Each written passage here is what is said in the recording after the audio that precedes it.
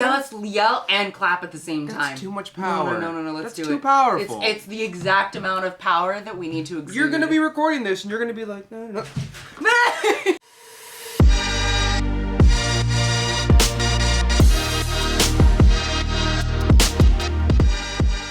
I expect nothing less. I keep the recording on low for the beginning. Let's do it. Let's do it. All right. Okay. All right. 1, 2, 3.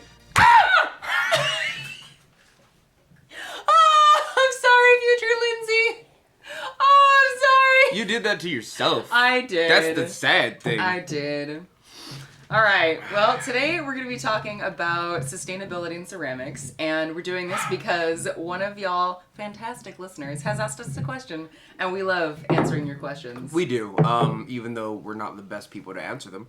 I mean, well, okay, that's just giving people a reason not to listen to the podcast at all. No, okay, we can talk about things within our realm of knowledge, but like, as we were preparing for this episode, we're like, okay, neither of us know enough to be able to talk about the sustainability of ceramics on like a macro level, on a huge...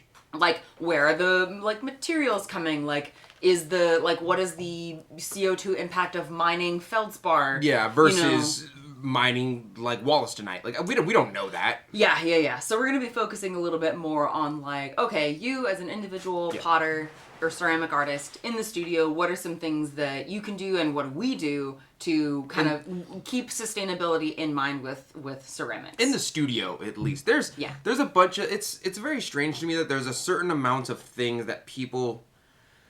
I'm gonna try and be nice about it. I'm gonna try and be nice about it. This is what happens when Donte gets 14 hours of sleep. I had a lot of sleep. He gets intentionally nicer about things. That's great. Not that you're salty about that. All the time. I'm gonna try and be nice about it, but there is kind of a stereotype, especially in the artistic world or in the ceramic art world, at least as far as I know, that there's a certain kind of person that gets into ceramic artwork as like a thing to do. You know, like they're... As though that's a bad thing, Donte. Well, no, it's not a bad thing, but usually there are people with space, time, and money. Those three things are kind of rare for a certain generation of person. And I'm not saying that you're an old person. What I'm saying is usually people of me and Lindsay's age don't usually have like those things in abundance, you know? So whenever I get DMs or whenever I go to any kind of clay convention, there is very clearly a certain demographic of person there. That being said, a lot of their problems are kind of fixed with like either money or just throwing stuff away and buying a new one. Oh. And I find that very, very common with like a certain type of person. I'll be like, well, I didn't succeed in throwing a cup, so I guess I'm just gonna chuck this and get clay out of the bag new. Oh. And they just that type of thing is not what I like to call sustainable at all. Yeah, I suppose it's less a demographic and it's more of like, there is definitely a certain type of person who just goes, this is now wasted, because they either don't have the knowledge base or they just don't understand that you can very easily reuse most things in ceramic artwork. Yeah, like, yeah. Even frit is really just like crushed up glass, if I'm being honest with you. Yeah, because I guess that's true. Yeah, the process in which they do it is crazy. You saw it on YouTube. It's insane. Even grog is like crushed up fired clay. It is recyclable to a large extent. Yeah, not that we're the ones who are going to be doing that recycling in our I'm own studios. Yeah. But I hear you. It's like there are some things that can help with reducing your waste in the studio. Yeah, absolutely.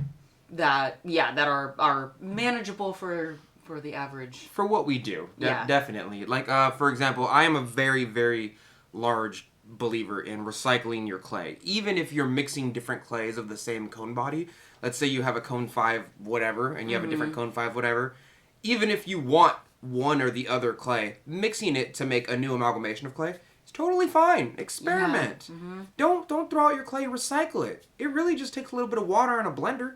Before I had a blender, I was whipping it. I was using a whisk. It was fine. Yeah, admittedly, I have gone through a couple phases before I had a decent way of recycling my clay, because now I'm kind of like, okay, I'm beginning to get into the habit more of like every few days I put a new like hunk on the slab that we made in that YouTube Yeah. video. Yeah. That I love that people are still tagging us in that. We made a YouTube video on how to recycle your clay. Yeah. And even the slab you put it on to recycle it. Yeah, which was gotten from Sue McLeod, as always. Thank you, Sue McLeod. We love you, Sue. Yeah, so she's the one who gave us the basically the tutorial for like how to. Well, she gave it to everybody. Yeah. And then we just made a video about it. We used it. Yeah. But anyway, so I'm getting into the habit more now of like frequently recycling my clay and also kind of paring down how I do it to make it more simple. Right. But I've definitely gone through phases where I have several 100 pounds of clay in the studio. And I don't know how y'all can probably... I'm trying not to look at y'all it. can see it. But, like, eventually I'm going to get to it, hopefully. But I've literally, like, been like, okay, I just need to I've thrown bags of clay away. I've done it so many times because I would think, oh, I just need to, like, not recycle for, like, a year and then have one big recycle party. And that does not... You just That does not work. You just put off putting off is what you did. Yeah, it was not a good a good idea. I suppose my personality is more like if I do it in little increments here and there, I don't have to deal with the large amount of it later. Yeah. Just like it's like I'm one of those guys who's like if I wash my own singular dish right now and I do it every time I eat, I'll never have to wash dishes. Like if I just like scrub it real quick with soap and water and let it dry, I'll eat off the same fork for like 4 days. Yeah. Because I'll just wash that same fork, let it dry, and grab the same fork afterwards. But I see a lot of people seem to like bulk it, and then they're like, I'll do it at a later time. Yeah. I don't want to do it. I never have to do it. Because that's the same way I recycle clay, is I have a little bucket next to my wheel, and my scraps and my slip and all my gunk and whatnot, little clay bits from trimming. I put it in there. I let it dry. It's just easier for some weird reason. Yeah, I think it has to do with the water absorption with like bentonite or something like that. Yeah, when you put wet clay scraps, I don't have any like proof, you know what I mean, in my head that I can scientifically tell you, but for some reason it breaks down easier, it absorbs water easier, it just works better. If you basically let it dry out completely first and then add water. And then add water, yeah. And then I have a little like Roybo drill from Home Depot or Lowe's, and I just mix it up and let it dry and it makes new clay. It's very, very, very easy to make new clay or recycle clay. You don't need a giant machine. You don't need any like special equipment. It's the number one way I think that you can be sustainable, especially with your own clay. Yeah, I think one of the nice things too is that like, okay, you're probably gonna hate me for saying this. No, it's okay. You're already at the level of I like you enough to like. I can afford to lose a few points. Your credit is so high with me that if you like made a bad purchase and didn't pay it back, I'd be like, your credit's still good. Okay, that's good. But like, if you do find yourself in a situation where you are, like myself, have been overwhelmed by how much clay you need to recycle, the nice thing about throwing away clay is that it is dirt. Yeah, that's... And like, it's not like you're throwing away like plastic, virgin plastic or whatever. So just so keep that in mind. Be kind to yourself. But like the nice thing about recycling clay is that if you are able to like get into the pattern of recycling it frequently, and there's a number of different ways that you can do that to make it work. Because I don't do it the exact same way that you do, of course. No one, Yeah, but but in addition to it being sustainable in terms of like using the resources, because you think like, okay, like the trucks that deliver the new bags of clay, like that takes up, that contributes to carbon emissions and things like that. But it also saves money, because if you can reclaim a bunch of your clay, you're saving yourself. It saves tons of money. Yeah. I go to the store like once every 4 months for clay, and I buy like maybe 150 or 200 pounds. Oh, okay. And out of all of that, I have an amalgamation of all my favorite clays. Yeah. And so even though the colors get a little bit messed up on my clay bodies, I just never buy clay. I go like 3 times a year to the clay store. Yeah. I usually buy clay once a year, and I buy like 1,000 pounds of it. Yeah, you do. But I also I'm realizing that because I'm getting down to the last 3 boxes from my last order. Wall behind me. I did. It was a literal like wall. She would have a wall. Yeah. Oh Jesus. Nah, man. I cannot take any quasi Trump voices. It was easy. Stop it. But the only downside is that I've realized that if I don't go through that clay fast enough, it does start to get a little bit hard, and I'm realizing like wedging it is like hurting my elbows a little bit more. Yeah.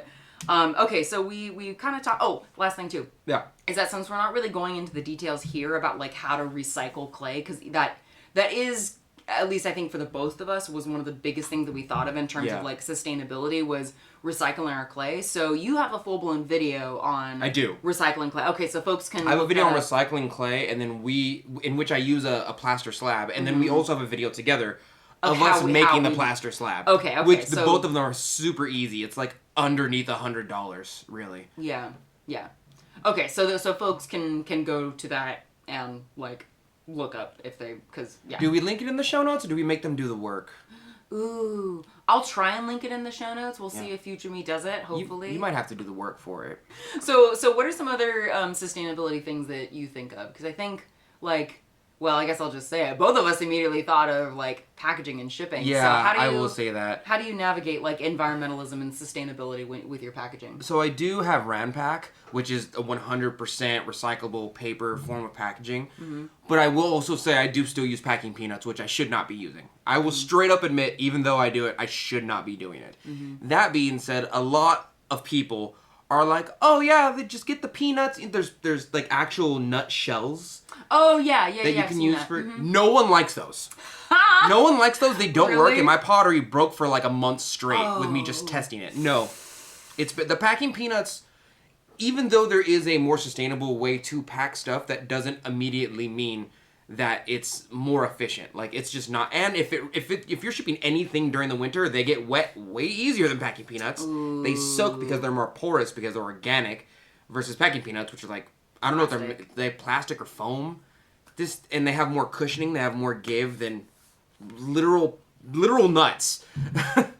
They're just. I feel bad, but like, I've tried it and it didn't work. If there was another version of it that worked just as well as packing peanuts, to where my stuff didn't break, I would. Yeah. But the only thing that I do right now is I use cardboard boxes, recyclable. Mm-hmm. I use. Oh yeah. So do you use the post office boxes? I can't remember. Yeah, I use the post office boxes. Okay, yeah, and those are made from 100% recycled material. Yeah, and they're also free from USPS. Mm-hmm. USPS will give them to you in order to. I will say they are a little bit thinner, but if you pack your stuff well enough, it doesn't break. Yeah.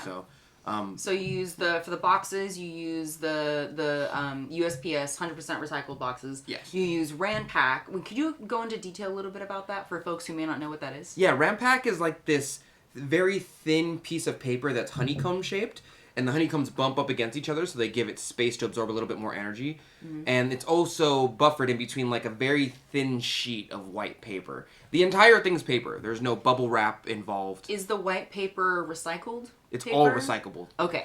Is it also okay? So all of the Ranpak has been made for it's like post-consumer materials. Even the spindle in the middle is 100% paper. There's no plastic parts to it. Okay. I think even the thing they give you to turn, it's like you can tighten it or loosen it based on you pulling it out. Okay. Yeah. That's paper too. Cool. It's like a toilet. It's like a toilet thing. Oh, like... When you end up wiping your butt way too much and there's no more paper on the butt thing. like the spool type thing? Thank you, the spool. There we go. Okay, I think that's what it's called. Even the spool is paper. That's good. You know the thing you use as a telescope when you're a kid? Yeah, that totally. Thing. That's like hard paper. Okay. Gotcha. Okay, so what about any other packing materials that you include in your packaging? Like, do you leave like notes to the people who have purchased your work? Sometimes I give little love letters, but most of the time I don't. Okay. It's mostly to my patrons. If you're a patron of mine and you got like a special mug, I send you a little note. Okay. Yeah.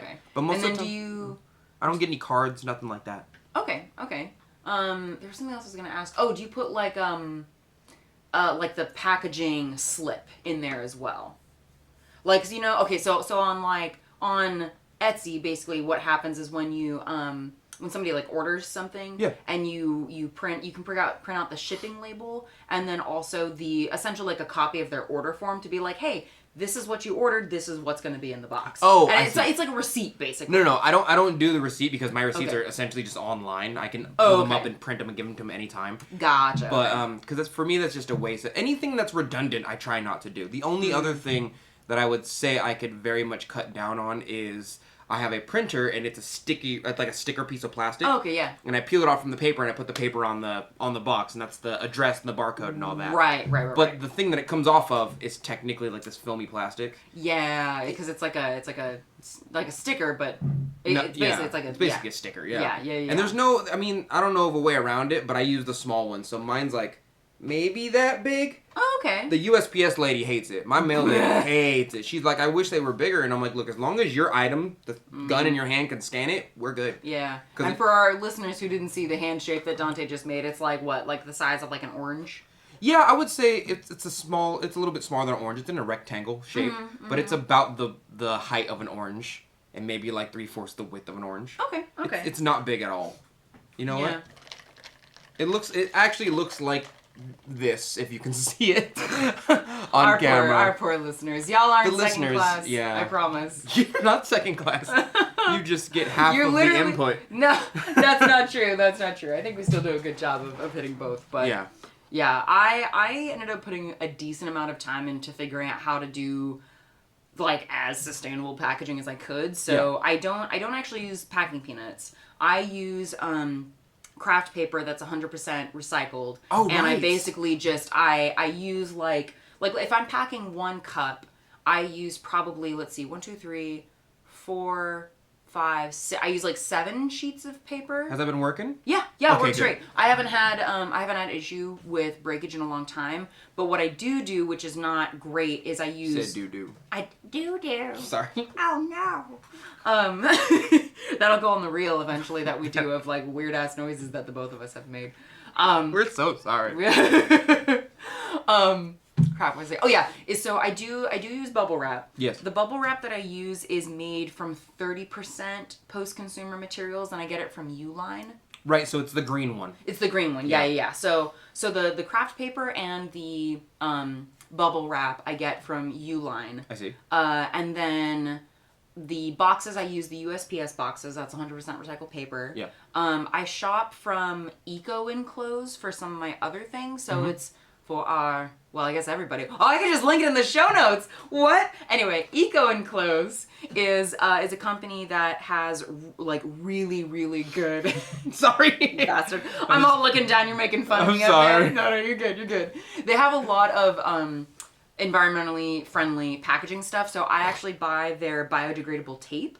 Okay. It's not necessarily the most durable thing in terms of like you kind of got to press it down harder to get it to like stick. Yeah. And if you're using it for like long-term storage, yeah. It's great for shipping because the box is only going to be away from your hands before it's unpacked for like maybe 3 to 5 days or something like that. So it's not like it breaks down within that time. Yeah, no.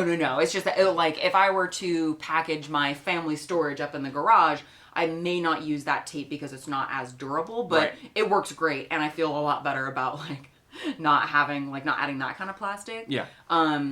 Any plastic really I try and stay away from. Yeah. Like even when we talk about like buying more bags of clay, I'm kind of like, that's more plastic.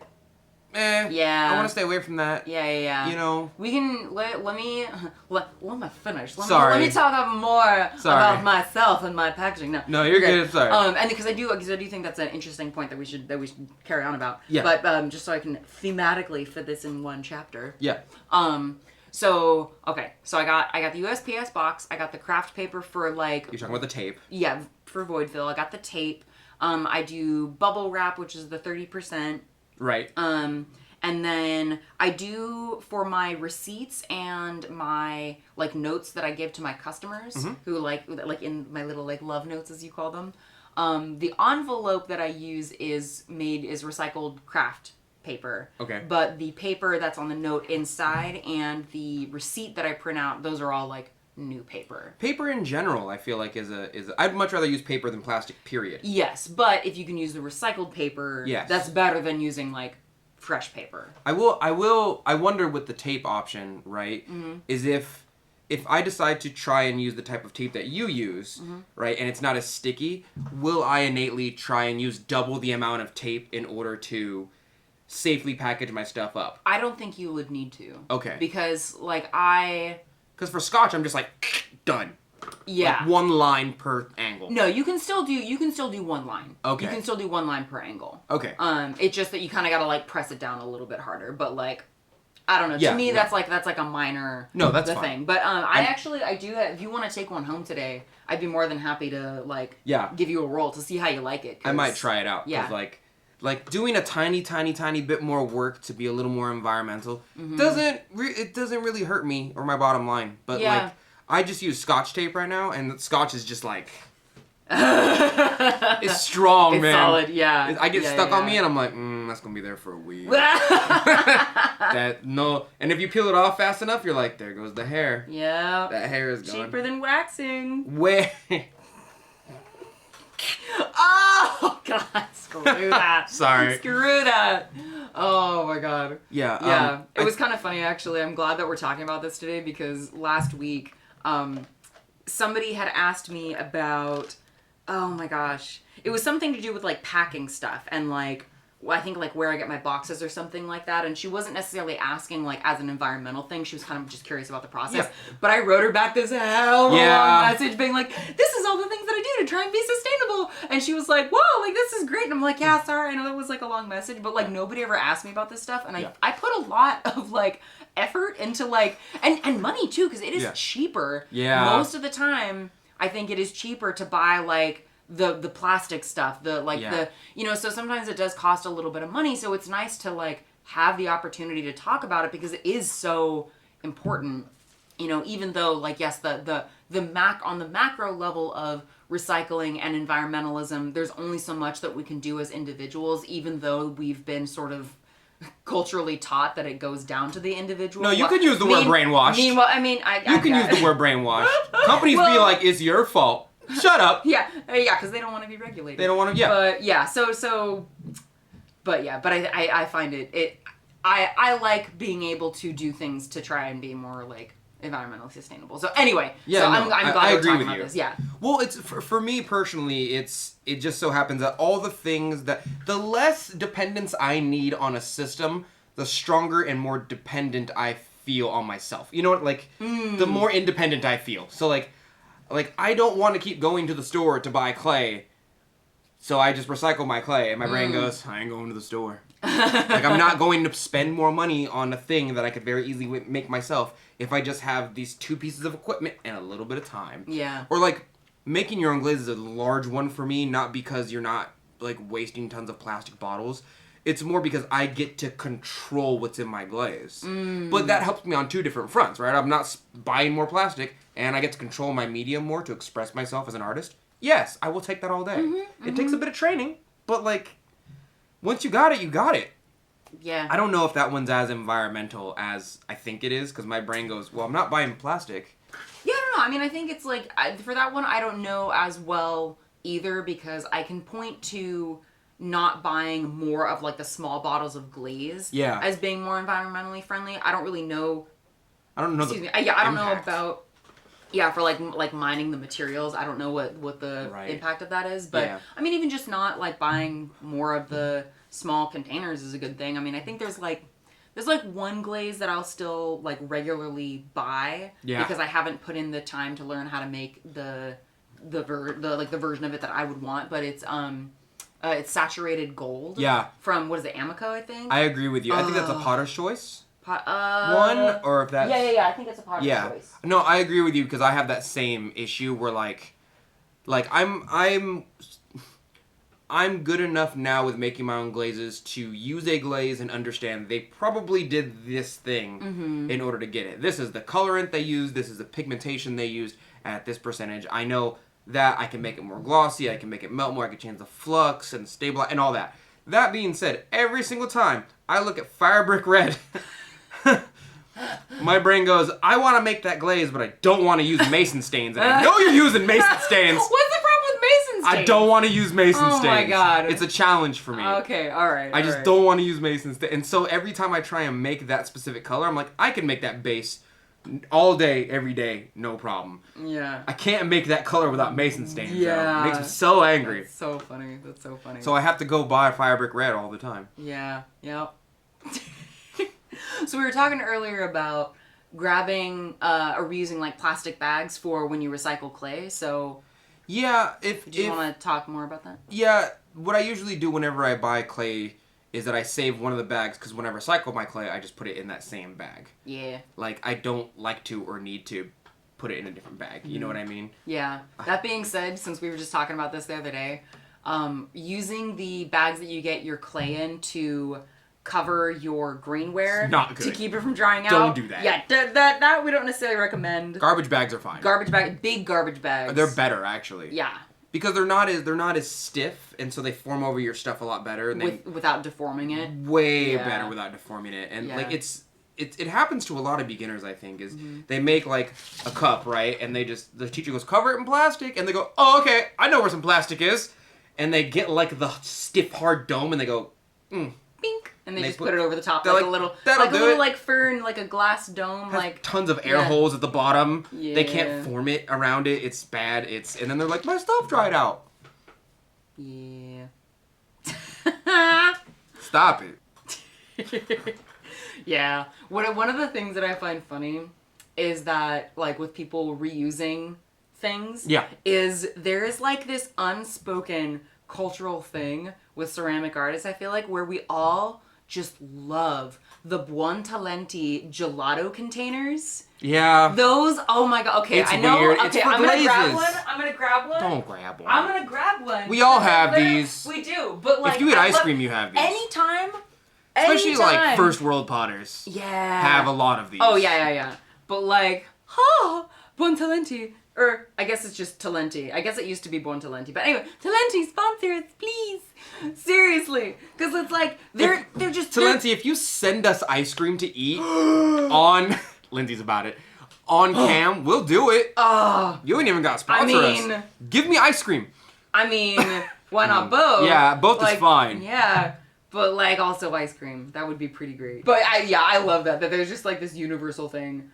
Whereas, like, we just love these. I see those in a bunch of studios. They're perfect. They're so perfect. Because they have just enough for the amount of glaze that you need. Is it a pint? I think, I think it's a pint. A bottle of glaze, usually when you buy it, is a pint anyway. Well, what I love, too, is that it's so freaking durable. Yeah. Like, it's hard plastic. Yeah, it's hard plastic. If you have one of these, you should be reusing them. Like, have like 3 or 4, and then put your glazes in there, and mix them up, or whatever you put in there. And then that's your... I use it for my oxides and slip, to be honest.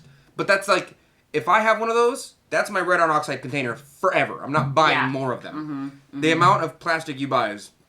The only trouble is that I eat more I eat more ice cream. I eat more ice cream than I do, so, there's definitely more that I should be doing on a personal level for, like, environmental stuff. Like, not just in the studio, but in my, like, life outside of the studio. Agreed. Because I still end up throwing away plastics. I mean, like, it's ridiculous, but my apartment doesn't even have, like, a recycling container.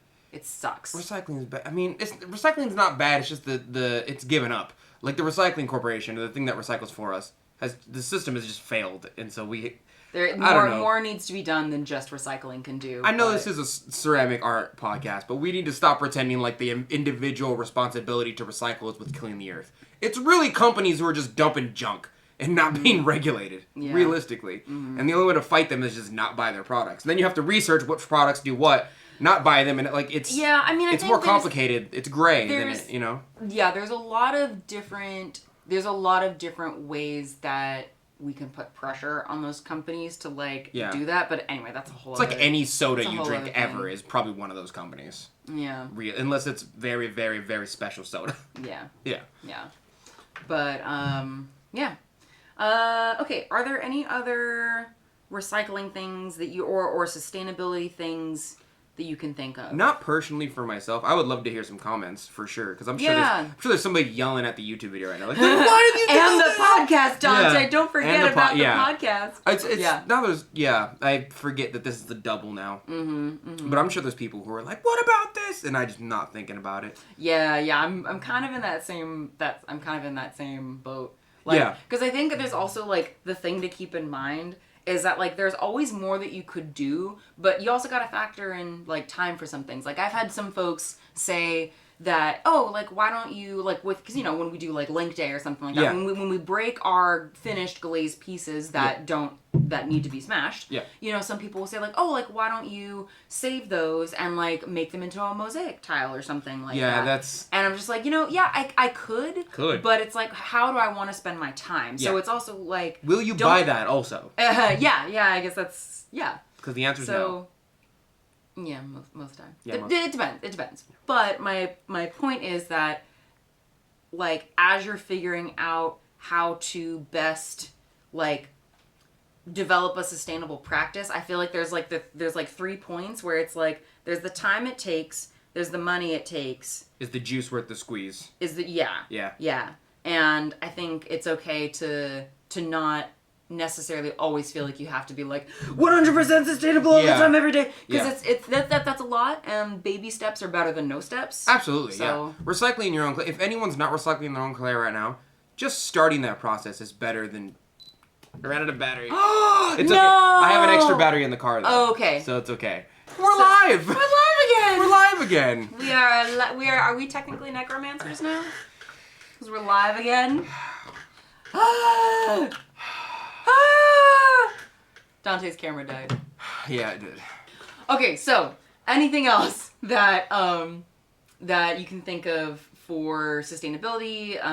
Any like kind of last thoughts? The last thing that we kind of left off was just like baby steps for, you know, it's better to start with something. You were saying if you've never recycled your clay, that's a good place to start. Recycling your clay is a very good place to start. I think another good place to start is to realize what your high usage for your area is for as far as electricity goes, and then try and fire your kiln load whenever the non-usage hours are. That's a really good point. I started doing that last summer because the bills were because it's what people like to do is they like to say, oh, the electricity for a kiln isn't that much. It's kind of like running your dryer, which is true. Usually, like, your kiln is basically a dryer plug for our area anyway. It takes the same amount of electricity. No, it doesn't. It takes the same amount of power it does to run a kiln as it does to run a 40 amp dryer. That being said, what a lot of people omit is the fact that it's like running your dryer for 9 hours straight.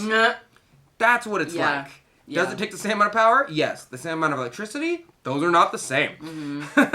So if you really want to try and reduce the amount of electricity, or at least the strain on the system as far as the amount of electricity that it takes to do your craft, try and see the usage hours for your area. Not only does it save you money, it technically saves the system electricity. Puts less stress on the system itself. I know I fire mine usually on Friday, Saturday nights in like the dead of night, because our area at least is like anytime after 7 or 8 p.m. you're good. Yeah, I usually start firing mine at like 9 p.m. Yeah. And it's kind of like, if I really need to like rush a thing, I will fire it at any time of day if I like really need to like have a loadout like the next day. Yeah.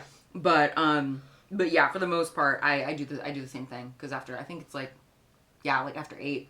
Yeah. I think the high usage hours are between like 5 and 8 or something like that. Yeah. But those hours changed a bit for COVID because everyone was home all of the time. But now that not really, but now that the workload is starting to go back to the workforce, it's like, all right, well, you're not home during 9 to 5 usually, so you good? I'm trying to get a little crumbly bit. Do you want some rice? No. Yeah. Do you? It's rice right here. Are you not gonna eat it? I'm good. Oh my god, I'm gonna eat it.